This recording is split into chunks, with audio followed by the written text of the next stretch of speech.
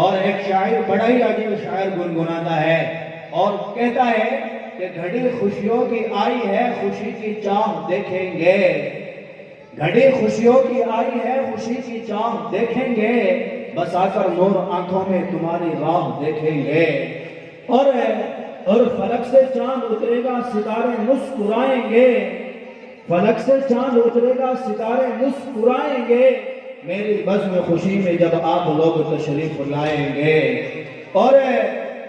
رنگ و نشاط بزم دو عالم پہ چھا گیا، رنگ و نشاط بزم دو عالم پہ چھا گیا،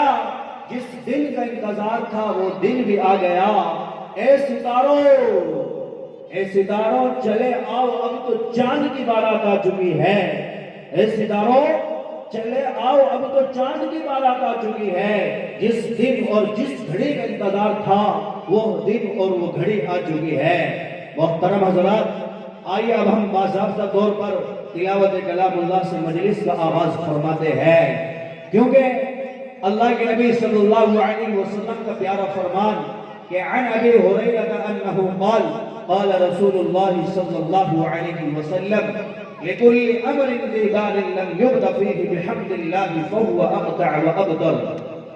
کہ ہر وہ عظیم الشان کام جو اللہ کی حمد کے بغیر شروع کیا جائے تو وہ ناقص اور ادھورا رہا کرتا ہے۔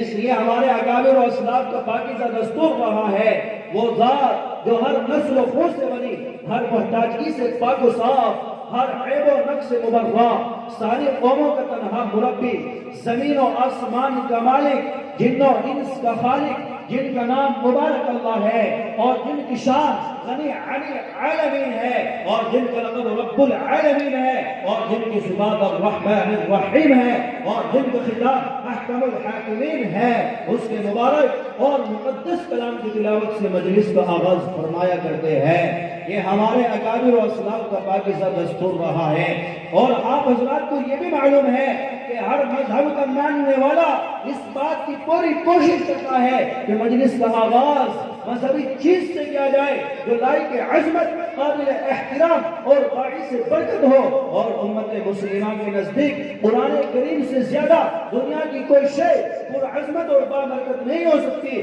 کیونکہ قرآن کریم اللہ رب العزت کا وہ پاکیزہ اور مقدس کتاب ہے اور مقدس کلام ہے، جس کا دیکھنا بھی عبادت، جس کا سننا بھی عبادت، جس کا پڑھنا بھی عبادت، جس کا پڑھانا بھی عبادت، جس کا سمجھ